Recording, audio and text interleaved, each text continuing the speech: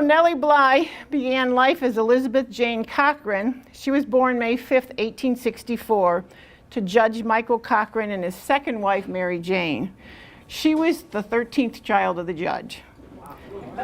His first wife died after a certain number, but the family lived in Cochran's Mills, Pennsylvania. And let's see here. Oh, more technical difficulties. I got it. You're back there.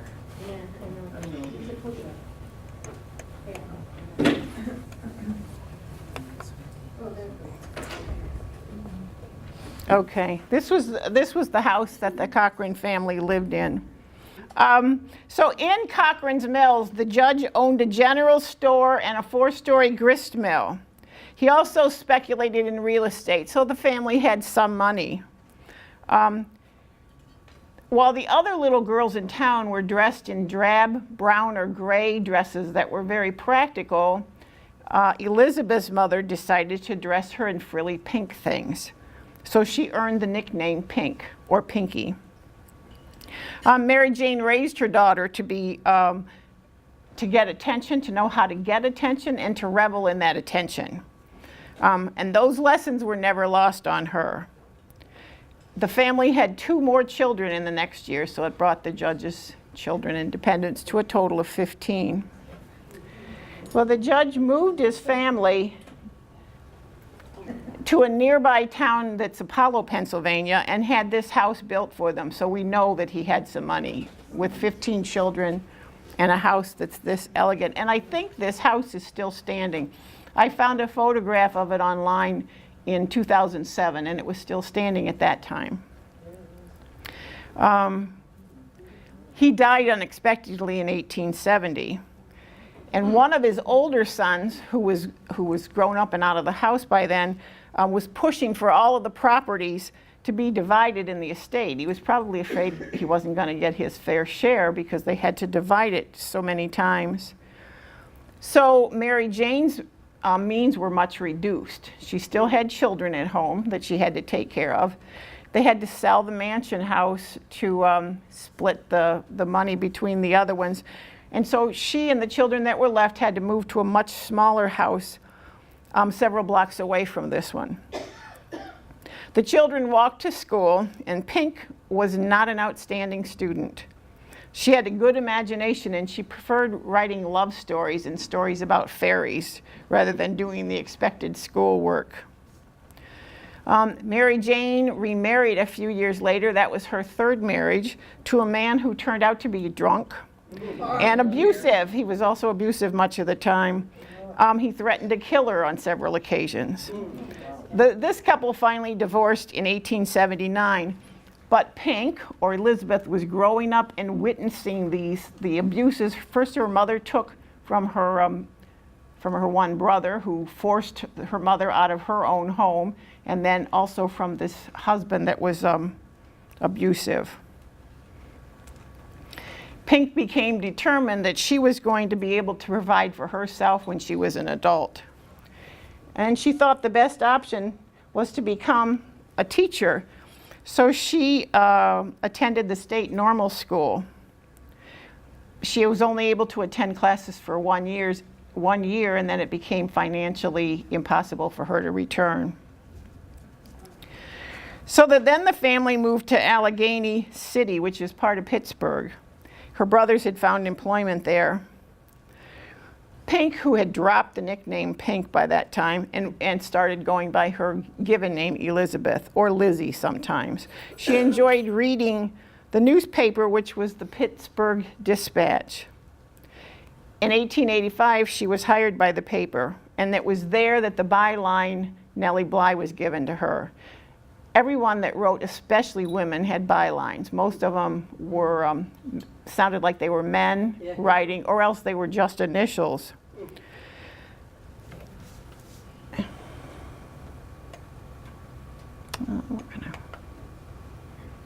Okay, this is the drawing of the Pittsburgh Dispatch. The plight of Pittsburgh's poor working girls was Nellie's first theme. Initially, she wrote about the clean, well-lit environment, and the kind, caring foremen, supervisors, and owners of the companies. She hadn't yet developed the skepticism that an investigative reporter needs to get the rest of the story. She'd make an arrangement to come into the building. They'd make sure everything looked just like they wanted it to look for their the public's view of them, and then they'd go back to normal when she left. The editor moved her to the women's interest section of the paper, where she was totally bored. She quit the paper after only 9 months' employment because she was, in her words, too impatient to work along at the usual duties assigned women on newspapers, which would be the women's interest or arts and theater.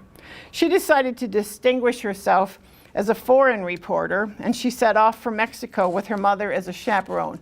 She intended that the trip was going to take 6 months. The editor of the Dispatch agreed to publish her articles as a freelance writer. Well, Nellie and her mother ended up spending 5 months in Mexico, sending articles to the newspaper throughout the time which he ran. When she returned to Pittsburgh, she was rehired as a full-time writer for the Dispatch. Then she was given the task of covering theater and the arts, which she described as dull. One day, she just didn't report for work. She left a note behind which read, "I'm off for New York. Look out for me, Nellie Bly." In New York City, Nellie contacted the editors, and there were a number of newspapers in New York at that time, and she was told that as a reporter, a man was of far greater service. So she was having a hard time finding a job there. Okay, there was a relatively new owner of the New York World newspaper, Joseph Pulitzer. He had purchased it just 4 years before she arrived there, and he managed to increase the Sunday edition of the paper from 20,000 to 200,000 circulation. He liked to use an innovative method of reporting, which he called stunt reporting. It was an early form of investigative journalism. He just did various stunts. The reporters would use fake identities. They'd conceal their motives to get into places, and they tricked people into revealing things that they wouldn't have told the reporter. So she found out more information than she had at the other place when she just called up and informed him she was coming in and let him know who she was.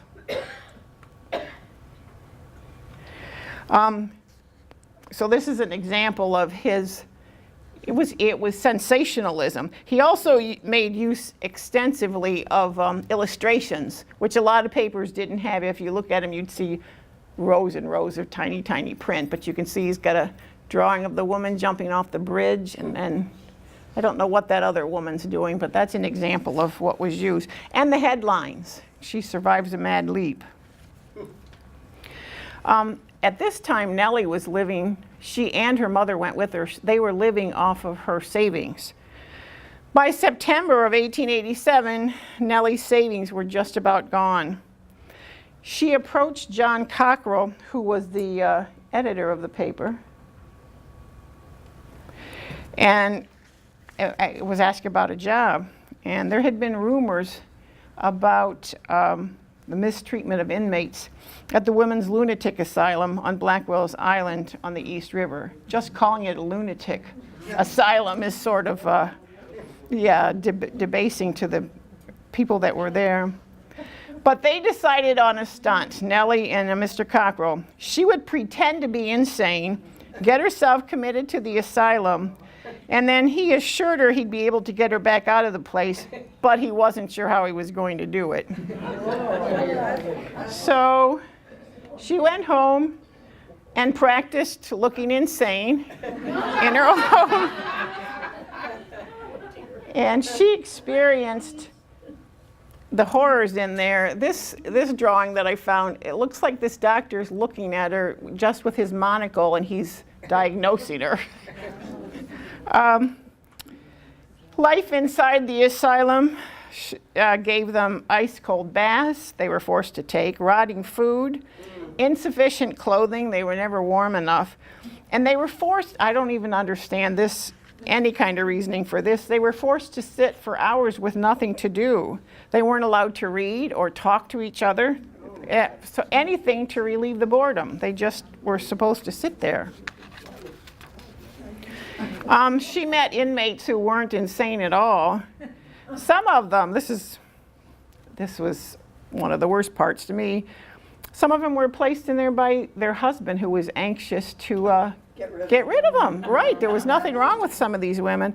And others were immigrants who had come into the country and couldn't speak English, so they couldn't communicate, so someone, the powers that be, decided that they were insane.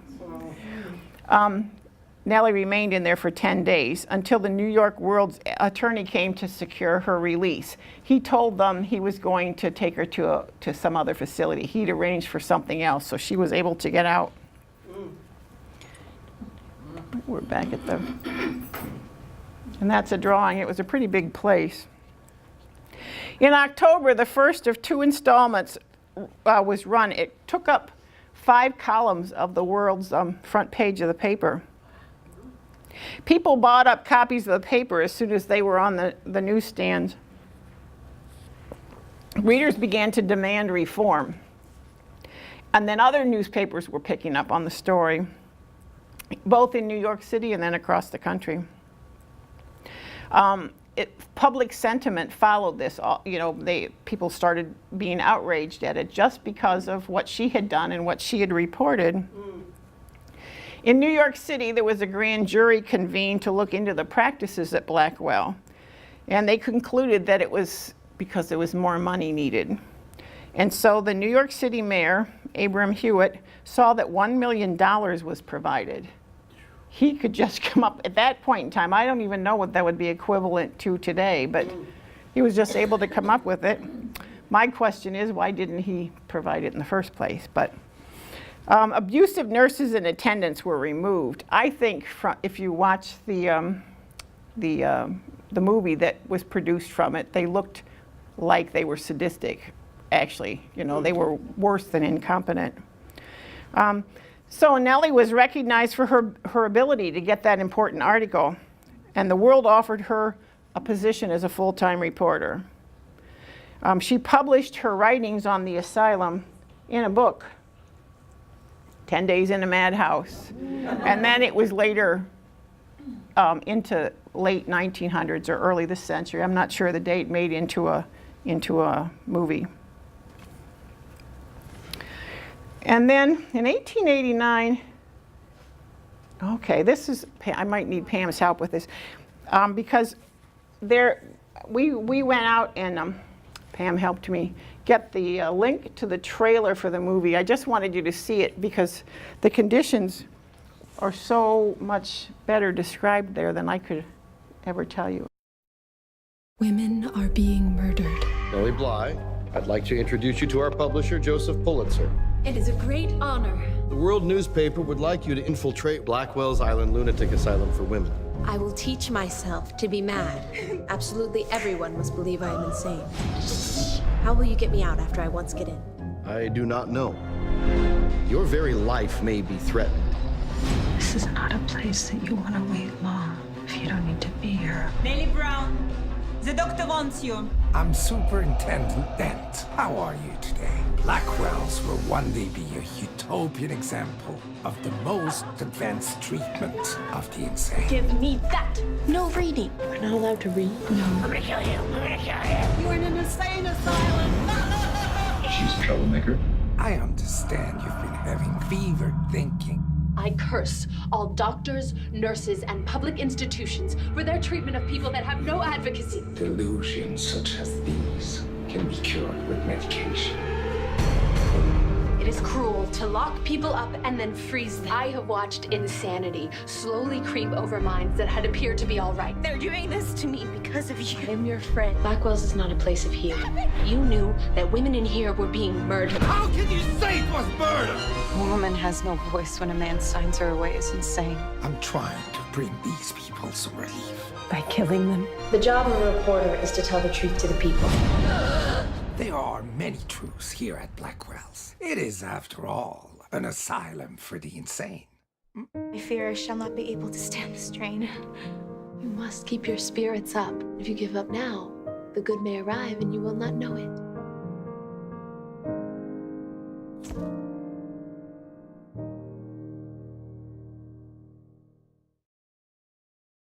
So you can see she was a very strong woman. I can tell you that's not something that I would ever decide that I was going to do because I'd be so afraid of not getting back out.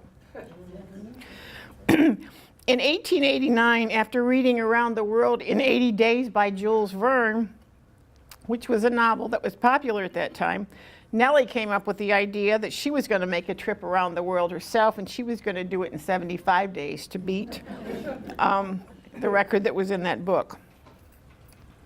This time, unlike Mexico, she decided she didn't need a chaperone.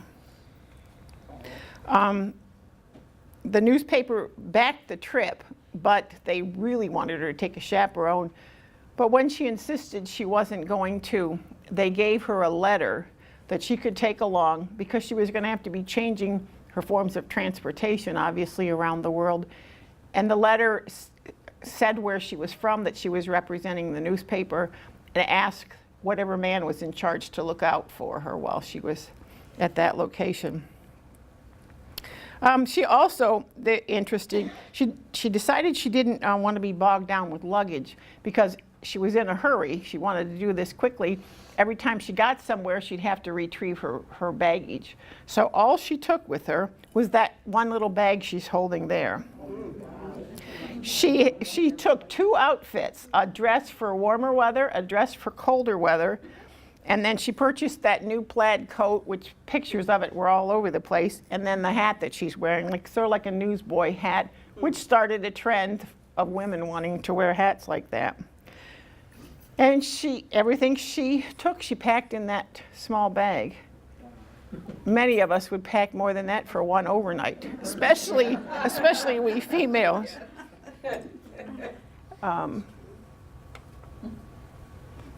This appeared in the newspaper, what her projected route of travel was going to be.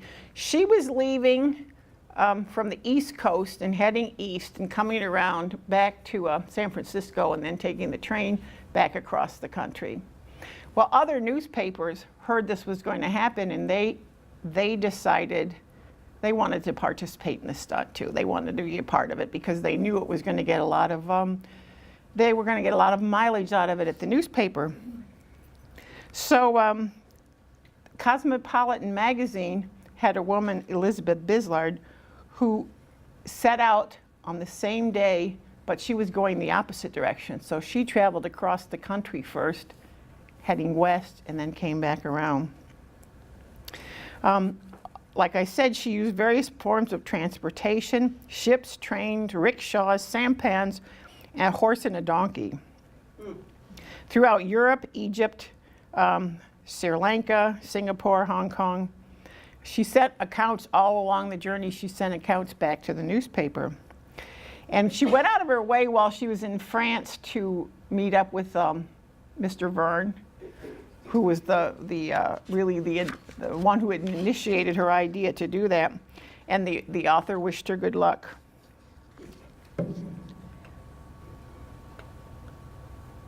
And then you can see this is one article where it says she's on time there landing over by, and that's, I guess, her on front of a ship.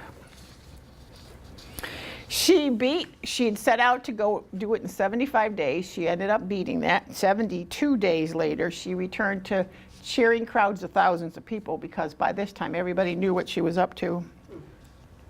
Her stunt brought popularity and money to the newspaper, but she received nothing from the paper. No raise, no promotion, not even a thank you. She felt slighted and she quit. She quickly penned her adventures in a book form and sold it more than 10,000 copies at 50 cents a piece.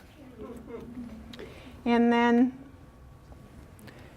McLaughlin Brothers of New York published a game in 1890 to commemorate her voyage, and that's the game board, which is a little bit overwhelming to look at. But you kind of travel around the world as you play the game. Nellie dropped out of sight for a while, and in 1895 she was offered a job with the Chicago Times-Herald. She worked there for 5 weeks, and then she announced she was quitting because she'd gotten married. At that time, Nellie was 30 years old, and her groom had just turned 70. He was a wealthy New York businessman. He was the owner of the Ironclad Manufacturing Company. So Nellie's life has taken a little bit of a turn. She took an active role in running the factory, learning how to operate the machinery, and she was inventing new machines and ways of improving the speed and the efficiency of how it was done. She had 25 patents for her inventions. And I think, actually I have a picture. This is a picture of one of them. And the card that she had to go with the company. In 1904, her husband was struck by a horse and buggy and killed. She was now the sole owner of the company. This is a copy of her patent for a steel barrel that she invented. And she began a new company to produce that barrel, the American Steel Barrel Company. At the Ironclad factory, Nellie was very interested in her employees' well-being. She provided them with a recreation center, a bowling alley, a library, an on-site hospital, and Christmas food baskets. So she was not like many of the other factory owners at the time. But she didn't pay attention to the financials of the company. And she found out that several of the employees were embezzling money, lots and lots of money. The company was headed for bankruptcy. And it wasn't because of her giving Christmas baskets. Nellie went back to what she knew best. She took a job as a reporter for the New York Journal. At that time, she also became a suffragist. She said, "I learned that the woman who would go into business when there is no such weapon as the ballot to help her along has an orphan-like struggle." So all of these, she'd become a very strong woman, but she also was seeing all of the prejudices and the things that women had to deal with. She said, "I've not heretofore been a suffragette. I am one now." In 1914, she went to Austria to visit an old friend. She expected to be gone just for a few weeks, but her plans were changed because Austria declared war on Serbia, and now World War I began. By that time, she was 50, and she got to go out to the front lines and act as a reporter. She worked on the front lines. She was the first female war reporter. She sent dispatches back to the newspaper about what was happening on the front lines. And she also felt some sympathy for the Austrian cause because she was there, she knew the people, she got to meet them, and some people in the United States looked at her suspiciously then, thinking that she was an Austrian spy or she was a traitor. When she returned to the U.S., she continued to write a column for the New York Journal, but she also took up a number of other causes. She advocated for the abolition of the death penalty, the needs of the homeless, the blind, unwed mothers, and especially orphan children. She arranged adoptions for many of the orphans that lived on the streets. Nellie had begun to have health problems. She was in and out of the hospital throughout much of 1921. Her last column ran in the paper January 9th, 1922. That day she was admitted to the hospital with a severe case of bronchial pneumonia. And 18 days later, on January 27th, she died at the age of 57. The New York papers ran very elaborate obituaries. That's her grave.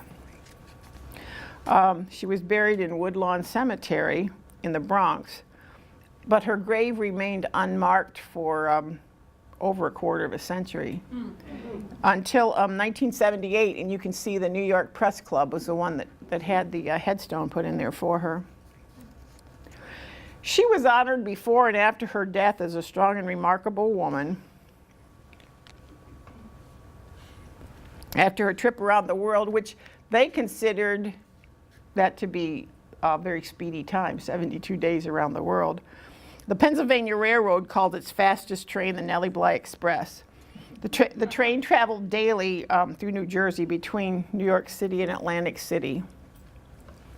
And there's a picture of her in her traveling outfit on there. I was especially surprised to find this out. And so I didn't know this when I started preparing this program. I just ran across it online. There was an amusement park in the Bronx. It's right where the Hudson River empties into the bay, across from Coney Island. That was named the Nellie Bly Amusement Park. And it didn't open until 1963, so she was still talked about and people respected her. In 2007, it was renamed to Adventures Amusement Park. But you can see this down here is a like a Laugh in the Dark or a fun house, and it's around the world in 80 days. Nellie Bly. She actually did it in less, and this was a token that they had there. And then the sign by the entrance, you can see that was still standing. The kids in the picture are dressed relatively current day. And then a map of the park. And then we're back to Nellie Bly. So did anybody have any questions? Well, I have books about her, and then the 10 Days in a Madhouse, and then there's also another video which I haven't watched myself on the 80 Days Around the World. But if anybody's interested in any of these, they're checked out on my library card right now. If you're interested in them, I'll return them because I'm done with them. So if you're interested, we can return them and then you can borrow them. Pardon me? She didn't have any children, no. What was that coin? It was just a token for the amusement park. I'm not certain what you'd do with it. Maybe you'd use it for the rides or for the slots or something there. And they didn't have as I understand, they still don't have an admission at the gate at that place. You pay as you go on the rides, the old-fashioned way. Had anybody here heard of her?